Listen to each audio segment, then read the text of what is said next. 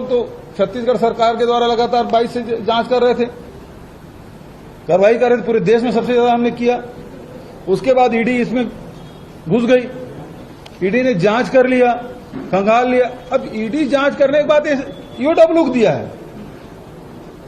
तो सवाल इस बात का है कि मैं कमजोर होता तो सारे एजेंसियां नहीं पड़ी होती, और पूरे देश में सबसे ज्यादा यदि ये सारे सेंट्रल एजेंसी जांच की है तो छत्तीसगढ़ में, छोटा राज्य जहां सबसे जांच हो रही है।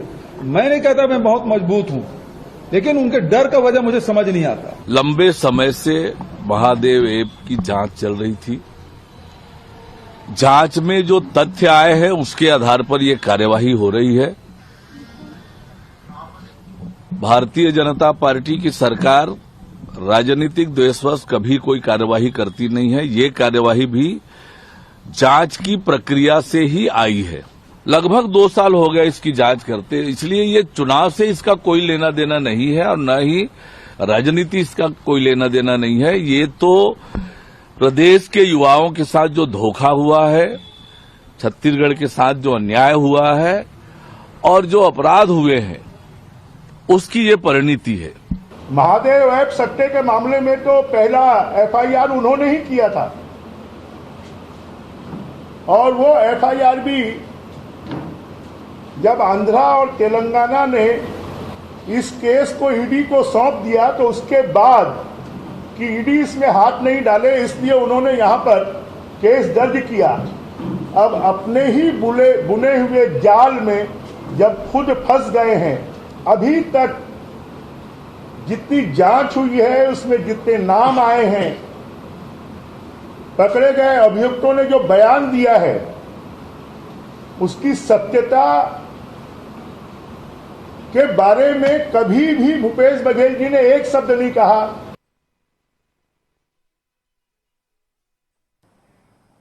नमस्कार, मैं हूं मोहन तिवारी। आज के मुद्दे में आपका स्वागत है और आज का मुद्दा हमारा आधारित है महादेव ऐप के उस महाघोटाले को लेकर जिस पर छिड़ा हुआ है महायुद्ध। जी हां, हम बात कर रहे हैं इस पूरे घोटाले में आए नए घटनाक्रम में, जिसमें पूर्व मुख्यमंत्री भूपेश बघेल को निशाना बनाया गया है और अब उनके खिलाफ एफआईआर कर जांच की जाएगी। जांच अपनी जगह है, लेकिन भूपेश बघेल अब उम्मीदवार हैं लोकसभा के राजनांदगांव से। ऐसे में क्या ये टाइमिंग जो चुनी गई है, इसके पीछे कोई राजनीतिक वजह है? क्या राजनीतिक हितों को साधने के लिए महादेव ऐप घोटाले का सहारा लिया जा रहा है? और क्या जो आरोप का जवाब बघेल जी की ओर से दिया जा रहा है उसमें सच्चाई है? उसकी क्या राजनीतिक मायने और असर प्रदेश में हैं? उन्हीं सब बातों पर आज हम बात करेंगे। तो मिल लेते हैं उन मेहमानों से जो इस चर्चा में हमारे साथ रहेंगे। हम बहुत स्वागत करेंगे। हमारे साथ जुड़ रहे हैं स्टूडियो में हमारे राजनीतिक विश्लेषक के रूप में उचित शर्मा जी, बहुत स्वागत है आपका। हमारे साथ कांग्रेस का पक्ष रखने के लिए मौजूद हैं रवि गौलानी जी, बहुत स्वागत है आपका। और बीजेपी का पक्ष रखने के लिए हमारे साथ राजनांदगांव से जुड़ रहे हैं रविंद्र सिंह जी, बहुत स्वागत करते हैं आपका। तो तीनों मेहमानों का स्वागत है। और जैसे कि हमने बताया कि महादेव ऐप का घोटाला कोई नया नहीं है। 2019 में जब इसकी नींव पड़ी तब से इस पर सवाल उठ रहे थे, उसके बाद रह रहकर केस दर्ज होते गए हैं। अब इस पर राजनीतिक चर्चा ज्यादा इसलिए हो रही है क्योंकि पूर्व मुख्यमंत्री भूपेश बघेल भी दायरे में आ गए हैं। पहले पक्ष ले लेते हैं कांग्रेस का, क्योंकि एफआईआर के बाद जो बातें आ रही हैं उसका कांग्रेस पुरजोर तरीके से खंडन कर रही है। तो क्या कहना है कांग्रेस का, रवि जी बताएंगे। रवि जी, आरोप, उसके बाद एफआईआर के बाद अब जांच के लिए क्या कांग्रेस तैयार है कि नहीं? और ये जो आरोप है क्या कोई राजनीतिक एजेंडे के तहत है? देखिए मोहन जी, ये जो पूरा घटनाक्रम है, अगर आप इसको सिलसिलेवार देखेंगे तो वो ये दर्शा रहा है कि भारतीय जनता पार्टी डर गई है, भयभीत है। वो डर गई है कि छत्तीसगढ़ में पिछली बार 11 में से 9 सीटें उनके पास थी, इस बार ऐसा लग रहा है कि 9 से ज्यादा सीटें कांग्रेस जीतने वाली है। जनता ने मन बना लिया है और भारतीय जनता पार्टी चूंकि जो डर है उसको अब वो कैसे कन्वर्ट करे, इसीलिए ये पूरी घटनाक्रम हो रही है। महादेव सट्टे की बात अगर आज निकल करके आ रही है तो ये महादेव सट्टे के ऊपर पहली एफआईआर किसने की? आप डाटा उठाइए, चेक करिए। पहली एफआईआर हमारी सरकार ने की थी। हमने 400 से ज्यादा लोगों को अरेस्ट किया, 70 से ज्यादा एफआईआर हुई अलग अलग जगहों पे, और हमारी सरकार ने पत्र लिख करके माननीय प्रधानमंत्री जी को पत्र लिख करके गूगल कॉरपोरेशन को कहा कि इस महादेव सट्टा ऐप को बंद किया जाए। लेकिन हुआ क्या? यह सट्टा ऐप आज भी चालू है।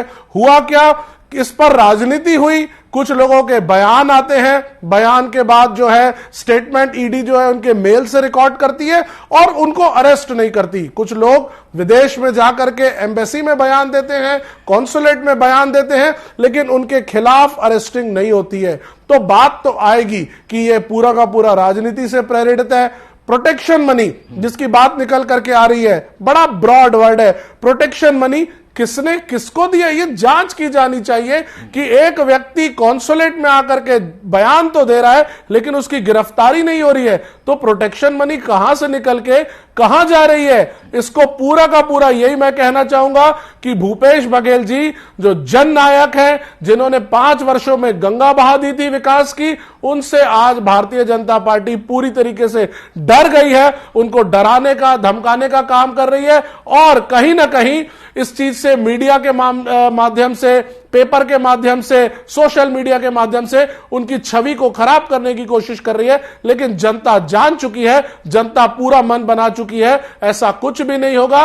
पिछली बार 11 में से 9 बीजेपी थी, इस बार 9 हमारी कांग्रेस की आएगी। ठीक है, चलिए, कांग्रेस का पक्ष साफ है, लेकिन बीजेपी क्या कह रही है? रविंद्र जी, राजनांदगांव में चुनाव है, बघेल जी वहां लड़ने गए हैं और जब लड़ने गए हैं थोड़ा भारी पड़ रहे हैं तो आप लोग ने ये पुराना मामला निकाल कर एफआईआर दर्ज कर दी उनके खिलाफ। कोई किसी को आरोप लगा दिया, सीधा एफआईआर कर दिया आप लोग ने।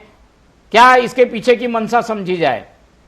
मोहन भाई, भूपेश बघेल जी कहीं पर भी राजनांदगांव में भारी नहीं पड़ रहे हैं ना, बिल्कुल भारी नहीं पड़ रहे हैं। राजनांदगांव की जनता एकदम निश्चित है। भूपेश बघेल जी के राजकाज में, सत्ता में, राजनांदगांव से 5 विभाग को दुर्ग स्थानांतरित किया गया। पाठ्य पुस्तक निगम का विभाग दुर्ग ले गए, सेतु निगम का विभाग दुर्ग ले गए, स्टेडियम की लाइट नहीं जली और प्रधानमंत्री ग्राम सड़क योजना को बंद कर दिया गया। और क्या कहते हैं, ये एफआईआर क्यों हो गई फिर? एफआईआर क्या है?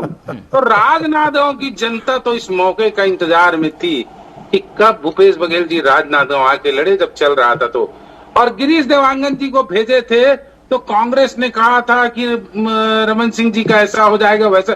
46,000 मतों से जीत के गए डॉक्टर रमन सिंह। वो गिरीश देवांगन जी एक दिन में 10 करोड़ रुपया बांट रहे थे, पूरा पैसा उनका डूब गया। लोगों ने पैसा लिया, वोट भाजपा को दिया। अब भूपेश बघेल जी आए हैं, 5 साल में 5 बार राजनांदगांव आए नहीं है। अब इनको डर किस बात का है? एफआईआर कराए थे हमने किसके विरुद्ध? कहा इन्होंने, हमने पहली एफआईआर कराई महादेव के विरुद्ध। तो अब क्यों डर रहे हो भैया? एफआईआर आपके विरुद्ध हुआ है भूपेश बघेल जी, सामना करिए। मैं 3 उदाहरण से अपनी बात स्पष्ट करूंगा मोहन भैया, समझिएगा डर किसको है। अरे जब इनकी सरकार थी तब हम 9 सीट जीते हैं, तो अब हमारी सरकार है, हम तो पूरा 11 के 11 जीतेंगे। कौन सा इनका ये हो जाएगा? और 75 पार का नारा देने वाले 35 सीट पे रुक गए। अभी बोल रहे जनता मन बना चुकी, 11 के जीतेंगे। तो आप जीतते रहिए, ख्याली पुलाव पकाते रहिए। मैं बताता हूँ कैसा इन्होंने प्रतिकार कहे कि आज इनके ऊपर एफआईआर हुई है भूपेश बघेल जी पे, बहुत चिढ़ रहे हैं।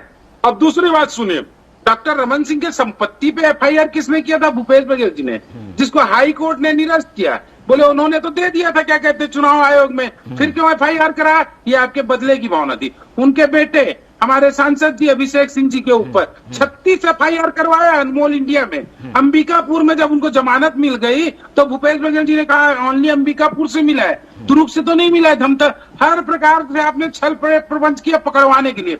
विजय शर्मा जी हमारे माननीय गृह मंत्री जी के ऊपर आपने एफआईआर किया, जेल में भेजा। उसी का नतीजा था कि आप लोगों की सत्ता गई। और सबसे बढ़िया, हमने सबका सामना किया, डॉक्टर रमन सिंह जी ने किया, अभिषेक सिंह जी ने किया, विजय शर्मा जी ने किया। आज आपको तो उसी बात का बदला तो नहीं ले रहे हैं। विधि के समक्ष समता का अधिकार है। राज्यपाल हो, राष्ट्रपति हो, सांसद हो, पूर्व मुख्यमंत्री हो, किसान हो, गरीब हो, मजदूर हो, सबको विधि के समक्ष न्याय लेने का अधिकार है और सबके लिए कानून बरोबर है। भूपेश बघेल जी कोई बहुत ऊंची चीज नहीं होगा, उनके ऊपर जो लगा है विधि के समक्ष समता के तहत लगा है और उनको लड़ना चाहिए। उनको FIR हुई है तो उसका सामना करे। हमने किया है। आप क्यों बोल रहे हो डर गए, हम घबरा गए? हम डर तो आप रहे। यदि आप डरते नहीं तो बकायदा FIR का सामना करते और बिल्कुल लड़ते। रविंद्र जी, एक सवाल जो ये कांग्रेस भी पूछ रही है, रवि जी ने भी अभी यहाँ पर ये बात रखी कि भाई प्रोटेक्शन मनी किस बात की लेंगे जब FIR ही इन्होंने 72 कर दिए महादेव ऐप पर, तो फिर किस बात का प्रोटेक्शन मनी मिलता बघेल जी को या कांग्रेस को? जब महादेव ऐप का शुभम सोनी जैसा डायरेक्टर आके बोलता है मैंने 508 करोड़ किया है, तो उस बात को नहीं मानना चाहिए क्या? क्या प्रोटेक्शन मनी के रूप में ये नहीं आता है क्या? और दूसरी बात, 508 करोड़ रुपए नगद भूपेश बघेल जी को देते हुए मानते तभी अपराध सिद्ध होता है क्या? तभी ये होता है क्या? अरे शुभम सोनी भी पकड़ाएंगे, भूपेश बघेल जी भी, फिर FIR हुए, जांच होगी, दूध का दूध पानी का पानी हो जाएगा। यदि भूपेश बघेल जी ने नहीं लिया है पैसा, प्रोटेक्शन मनी ही तो कहलाएगा ना, जो 508 रुपया ले रहा है संरक्षण करने के लिए। और किस रूप में होगा? डर किस बात का है? FIR हुआ, उसका सामना करिए आप। ठीक है, चलिए, जांच का सामना सबको करना चाहिए और जांच के सामने की चुनौती दे रही है बीजेपी। आऊंगा आपके पास रवि जी, लेकिन पहले उचित शर्मा जी जो इस पूरे केस पर बारीकी नजर रखे हुए हैं, उनका कई बार विश्लेषण हम इस पूरे मामले में पढ़ चुके हैं, उनसे समझने की कोशिश करते हैं कि इस केस का पेच कहां पर है। उचित जी, आपको क्या लगता है, कहीं ना कहीं कोई राजनीतिक लिंक भी हो सकता है? घोटाला तो दिख रहा है, इसमें कई तरीके की चीजें सामने आई हैं, लेकिन इसमें राजनीतिक जो जुड़ाव है वो तार कहां जुड़ते दिख रहे हैं? क्या बघेल जी भी इस दायरे में हैं क्या? देखिए मोहन जी, शासन और प्रशासन के बिना आशीर्वाद के इतना बड़ा कृत्य नहीं किया जा सकता। जितने भी पॉलिटिकल लोग हैं, जितने भी ब्यूरोक्रेसी के लोग हैं, जितने भी पुलिस वालों के जिनका इन्वॉल्वमेंट है, सभी के नाम सामने तो आए हैं, लेकिन बिना उनके आशीर्वाद के ये चीजें संभव नहीं थी। इतना बड़ा नेक्सस जो फैला हुआ है, इतनी बड़ी चीजें जो हो रही हैं और बरसों से हो रही है, बिना इनके संज्ञान मिले नहीं हो सकता था। तो ये मैं नहीं कह रहा हूं कि भूपेश बघेल जी इसमें शामिल है, लेकिन जिस तरीके के आरोप प्रत्यारोप लग रहे हैं उसको ऑलरेडी भारतीय जनता पार्टी राजनीतिक रूप से विधानसभा में केस करा चुकी है। उसका फायदा नुकसान जो उनको लेना, इनको जितना नुकसान होना था विधानसभा में हो गया, फिर से ये उस फायदा लेने की कोशिश है। मतलब एक FD को भुनाने के बाद ये फोटोकॉपी की FD से भी ये लाभ लेना चाह रहे हैं लोकसभा में। देखिए भूपेश बघेल जी का उसमें नाम है नहीं है, कितने इन्वॉल्व है कितने नहीं है, चार्जशीट में आपने देखा भी होगा उनको जो आई है FIR किस बेस पे हुई है। इस पे आप सवाल ये उठता है कि आप जो है इतने सेलेक्टिव, नाम में इतने सेलेक्टिव क्यों है? नाम में तो कई ब्यूरोक्रेट्स के नाम भी होने चाहिए थे, ब्यूरोक्रेट्स के भी डिटेल दिए हुए हैं, कई आला अधिकारियों के डिटेल भी दिए हुए हैं, उनके लिए आप एक्स्ट्रा कुछ अतिरिक्त ब्यूरोक्रेट्स आप लिख देते हैं। तो ये सेलेक्टिव है, पॉलिटिकल पूरी की पूरी प्लानिंग है। मैं उनको कोई वो ये नहीं कह रहा हूं कि उनको किसी तरीके का क्लीन चिट दी जा रही है या उनके नाम, लेकिन ये राजनीतिक लाभ लेने के किए जाते हैं। कहीं मुझे लगता है कि भाजपा ने ये दाव किया है, शायद राजनीतिक एक विक्टिम कार्ड खेल के भूपेश बघेल की जो एग्रेसिव प्लेयर है, वो लास्ट टाइम 2018 में भी हम लोगों ने इसमें देखा था, आपने भी देखा वो जुलूस के रूप में वो फिर जेल भी गए, जेल से आए, तमाम चीजें हुई और एक इसका राजनीतिक लाभ उनको मिला। तो संभावना तो अब ये नजर आती है कि राजनीतिक लाभ भाजपा की बजाय मुझे यहाँ पे कांग्रेस को मिलता हुआ नजर आता है। 2024 के लोकसभा चुनाव में जब राजनांदगांव में वो जाएंगे तो डेफिनेटली वो एक विक्टिम कार्ड खेलेंगे और हो सकता है कि वो खुद ही कहे कि हमें आप गिरफ्तार कीजिए, हमें आप जेल में डालिए, नहीं तो हमें क्लीन चिट दीजिए, जो करना है जांच जल्दी कीजिए। तो वो भी इसका पूरा का पूरा राजनीतिक लाभ लेने की कोशिश करेंगे और अपने आप को एक विक्टिम बताने का वो प्रयास करेंगे। ठीक है, चलिए, ये बैकफायर भी हो सकता है। एक बार हम ऐसा पहले देख चुके हैं। 2018 में कुछ मामलों में बघेल जी को फंसाने की कोशिश हुई थी, तो उन्होंने जिस ढंग का रिएक्शन किया था तो जनता ने उन्हें हाथों हाथ लिया और बीजेपी को नुकसान भी उठाना पड़ा। रविंद्र जी, कहीं ये आप लोगों का जो प्रयोग है या संयोग है जो भी है, ये नुकसान भी तो हो सकता है। ये सारी चीजें आप लोग लोकसभा चुनाव के बाद भी कर सकते थे, जांच उस समय हो जाती। एन चुनाव के पहले 4 मार्च को एफआईआर करना, फिर उसे छुपा के रखना, फिर कल परसों उसे जारी करना, ये कई सोची समझी साजिश तो नहीं है? मोहन जी, न तो ये प्रयोग है न ये संयोग है, सही मायने में ये अपराध है। और कोई हम नहीं कर रहे हैं ना, ये ईडी कर रहा है, हम नहीं कर रहे हैं। छत्तीसगढ़ की पुलिस इसमें हाथ नहीं डाल रही है, सेंट्रल की टीम कर रही है। और सेंट्रल की टीम क्या कहते हैं, कर रही है तो उसकी निष्पक्षता सामने आ जाएगी, कहीं कोई बात नहीं है। अब सबसे बड़ी बात, राजनांदगांव में हमको इसको कोई राजनीतिक लाभ नहीं मिलने वाला, बल्कि हम तो सोच रहे हैं कि क्या कहते हैं कि हम 3.5-4 लाख से तो बिल्कुल आसानी से जीत रहे हैं ना, भूपेश बघेल कहीं है भी नहीं। क्योंकि देखिए, पिछली बार राजनांदगांव इसकी सहानुभूति क्या नहीं मिलेगी क्या? बघेल जी बोलेंगे कि मुझे फंसाया जा रहा है, मेरे खिलाफ एफआईआर की जा रही है, तो इसकी सहानुभूति मैं कह रहा हूँ राजनांदगांव के साथ जो भूपेश बघेल ने सौतेला व्यवहार किया है, राजनांदगांव में 5 साल में 5 बार आए, इतने सारे विभागों को लेके गए हैं, और क्या कहते हैं स्टेडियम की लाइट कभी जलती नहीं थी, रोड क्या कहते हैं पूरी तरह से ताश नहस था, उसका बदला लेने के लिए तैयार बैठी है भाई। और मैं बता रहा हूँ आपको, राजनांदगांव में क्यों नुकसान बताइए, ये पुरानी बात हो गई, अब इस केस के बाद क्या होगा? इस केस से सब जानते हैं सट्टा खिलाने में किसका हाथ रहा है, किस तरह से आज उसका मौका मिला है, राजनांदगांव की जनता को मौका मिला है। क्योंकि दुर्ग से तो वो डर के आ गए, भाई हिम्मत तो दुर्ग से उनको लड़ना था, वहां से तो जीते भी हैं। वो सोच रहे हैं कि राजनांदगांव की 5 सीट जो है विधानसभा कांग्रेस के पास है तो जीत जाएंगे, ऐसा है नहीं। पिछली बार हमारे पास राजनांदगांव लोकसभा में 1 सीट थी, डॉक्टर रमन सिंह जी जीत के आए थे, हम कंवरदा हारे थे, पंडरिया हारे थे, उसके साथ साथ जो 5 और हारे। इस बार तो हमारे पास 3 सीट है, राजनांदगांव है, कंवरदा है, पंडरिया, एक विधानसभा अध्यक्ष है डॉक्टर रमन सिंह जी, विजय शर्मा जी गृह मंत्री है, बहुत आसानी से जीतेंगे भैया। और मोदी जी की गारंटी कहां, भूपेश बघेल की मिटलप रही बात में राजनांदगांव की जनता आने वाली, उनको कोई मतलब उनसे चलिए केस पे आते हैं, ठीक है। चलिए, ये एक अपना परसेप्शन है बीजेपी के पास, और अगर कोई मामले में आरोपी है तो उसके लिए समय क्या देखा जाए, जब आरोपी पर केस दर्ज हो तो दर्ज कर देना चाहिए, ये भी है। रवि जी, इन सब बातों के बीच में अब ना केवल राजनांदगांव की में प्रतिष्ठा बल्कि पूरे 11 सीटों में कांग्रेस की प्रतिष्ठा दांव में लग गई है कि एक ऐसा लीडर जो 5 साल तक मुख्यमंत्री था वो घोटाले कर रहा है। तो 11 सीटों में आप लोग से जवाब पूछा जाएगा, केवल 1 सीट की बात नहीं है। ये कैसे मैनेज करेंगे, डैमेज कंट्रोल कैसे करेंगे? देखिए जी मोहन जी, आपके बात पे मैं बाद में आऊंगा।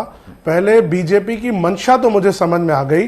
वो ये कह रहे थे कि वो डर गए हैं दुर्ग से, इसलिए राजनांदगांव आए हैं, शायद इसीलिए जो है वो सरोज पांडे कोरबा से लड़ रही हैं। उनकी मंशा तो समझ में आ गई कि उनको पता है कि वो दुर्ग में हार जाएंगी, तो इसीलिए वो कोरबा से जाकर के लड़ रही हैं। खैर, उस विषय पर मैं जाना नहीं चाहता, मैं विषय पर ध्यान केंद्रित करूंगा।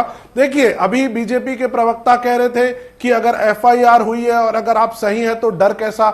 हम डर की बात नहीं कर रहे हैं, हम तो एफआईआर का सामना कर रहे हैं, हम तो चुनौती दे रहे हैं कि एक जांच एजेंसी, देश की सबसे बड़ी जांच एजेंसी एनफोर्समेंट डायरेक्टरेट, अगर उसके पास कोई चीज जांच निकल करके आई है तो वो फिर दूसरी जांच एजेंसी को क्यों दे रही है?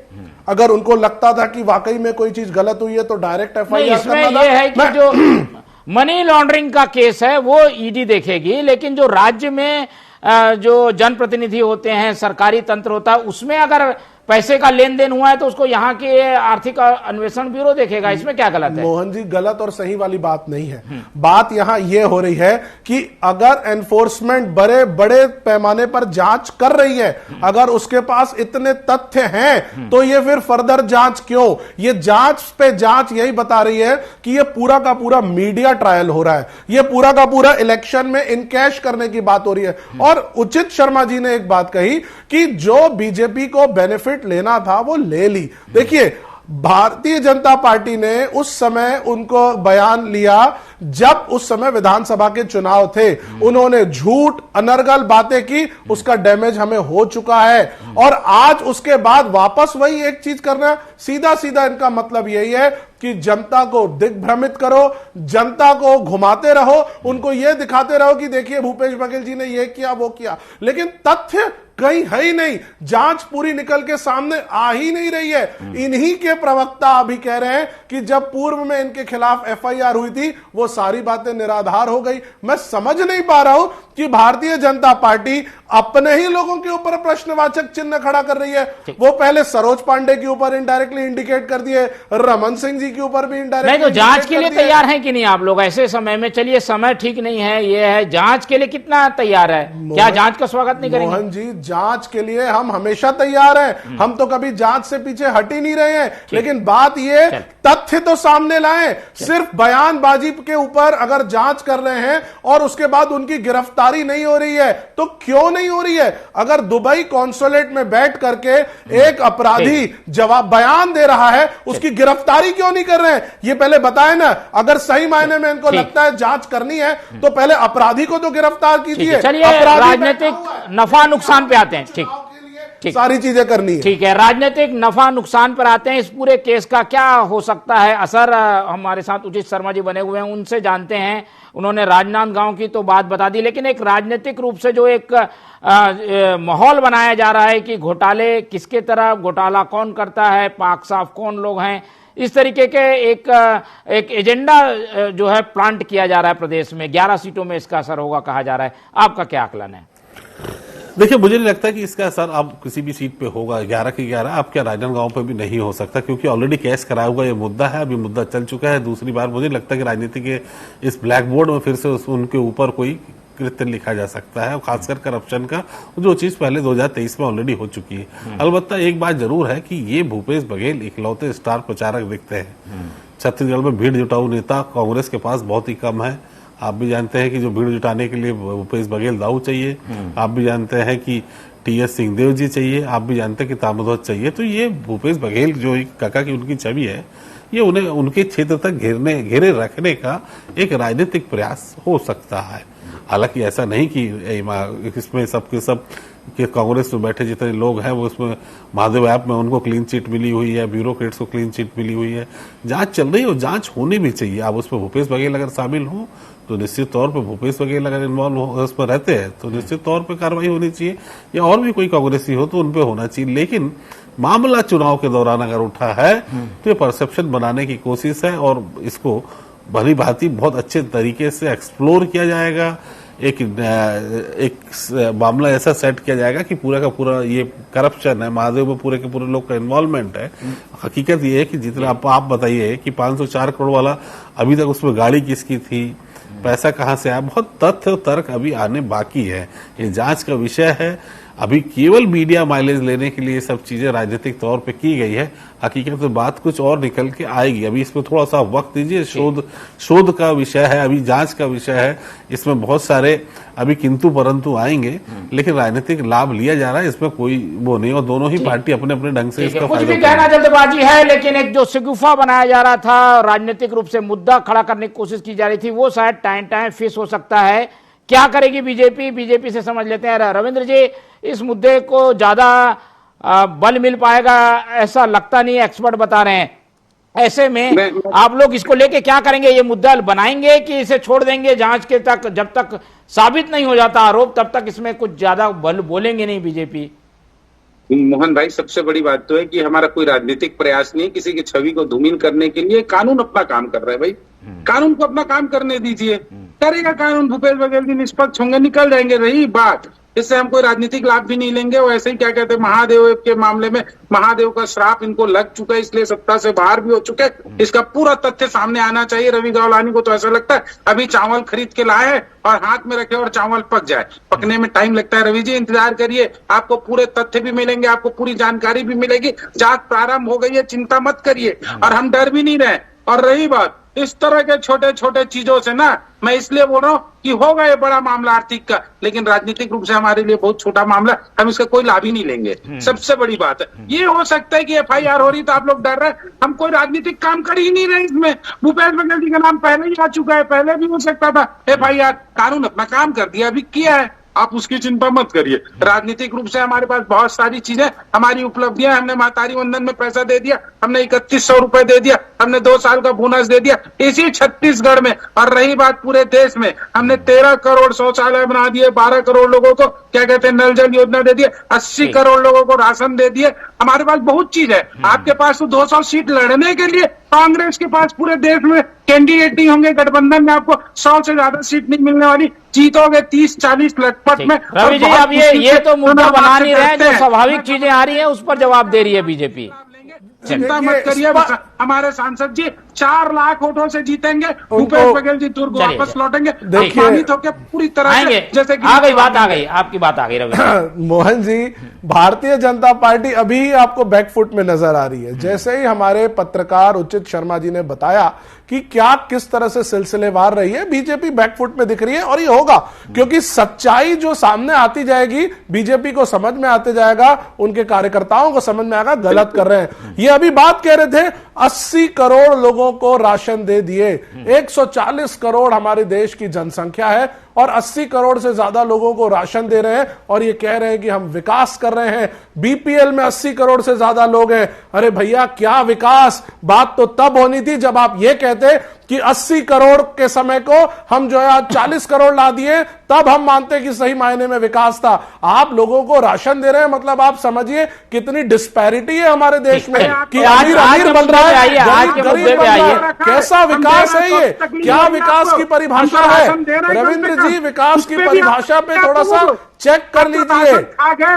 छत्तीसगढ़ में पीडीएफ घोटाला कर दिया, राशन मोहन जी, इस तरह से मैं डिबेट नहीं करूंगा। उनको बोलने दीजिए या वो सुन ले, उनको बोलिए या सुनने की क्षमता रखें। अरे रविंद्र जी, सुन लीजिए, आपको बोलने का मौका मिलेगा तब बोलिएगा ना। 80 करोड़ में तो कम से कम पॉजिटिव एटीट्यूड से फाइनल कमेंट ले लेते हैं। ठीक है, ठीक है, ठीक है। ये मुद्दे से हम भटक रहे हैं। हाँ जी, हम चाह रहे थे कि महादेव ऐप पर जो चीजें हैं वो साफ हो, लेकिन काफी हद तक बात आ गई है। एक फाइनल कमेंट ले लेते हैं उचित शर्मा जी का।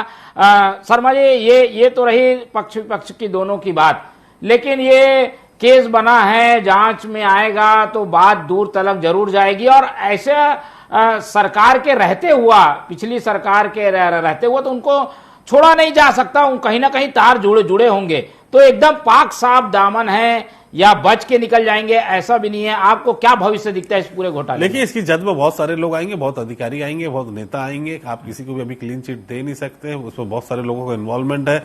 मैं पहले भी आपसे कह चुका मोहन जी, बिना बड़े लोगों के आशीर्वाद के बगैर इतना बड़ा कृत्य संभव नहीं था। ये इंटरनेशनल रैकेट है और इसको बड़ी गंभीरता से जो लेना चाहिए था वो नहीं लिया गया। आप केवल FIR करके, आप केवल इसको छोड़ के, और जिनको पनिशमेंट मिलनी चाहिए थी या जिनको कोर्ट में खड़े करना चाहिए था, उनके खिलाफ जो गंभीर प्रयास होने चाहिए थे, ईमानदार प्रयास होने चाहिए थे, वो उतने हुए नहीं। वो उतने ही हुए जितना कि दिखाने के लिए किया गया है। तो मैं ऐसा नहीं कह सकता कि इसका सब इसमें इन्वॉल्व नहीं है, सबको क्लीन चिट है। बहुत सारे लोग होंगे, बस जांच का विषय, शोध का विषय वो होने दीजिए। दूध का दूध, पानी का पानी होगा कि ये परसेप्शन की राजनीति थी या किसी को फंसाने की राजनीति थी या किसी को बचाने की राजनीति थी। ठीक है। और सरकारें जब बदलती है तो इस तरीके के आरोप हमें कई बार देखने को मिलते हैं। 2018 में डॉक्टर रमन सिंह या 2003 में अजीत जोगी, कोई नहीं बच पाया है, तो भूपेश बघेल भी इस तरीके के आरोपों से नहीं बचे हैं। लेकिन ये आरोप सच्चाई में तब्दील हो पाएंगे कि नहीं हो पाएंगे, इसके लिए हमें इंतजार करना होगा। फिलहाल चुनाव है, इसलिए इस पर महायुद्ध छिड़ा हुआ है। कौन जीतेगा, कौन हारेगा, इस पर एक बार और फिर से डिबेट करेंगे। फिलहाल समय हो गया है विदा लेने का। तो इस पूरी चर्चा में हमारे साथ बने रहे उचित शर्मा जी, बहुत धन्यवाद आपका। हमारे साथ रविंद्र सिंह ने समय दिया, बहुत धन्यवाद। और रवि गौलानी जी हमारे साथ बने रहे, उनका भी बहुत बहुत धन्यवाद। तो तीनों मेहमानों का धन्यवाद करते हुए आज की ये चर्चा यहीं खत्म करते हैं और आप लोग से रखते हैं उम्मीद कि आप लोग देखते रहिए TV24। रखिए अपना बहुत ख्याल। नमस्कार।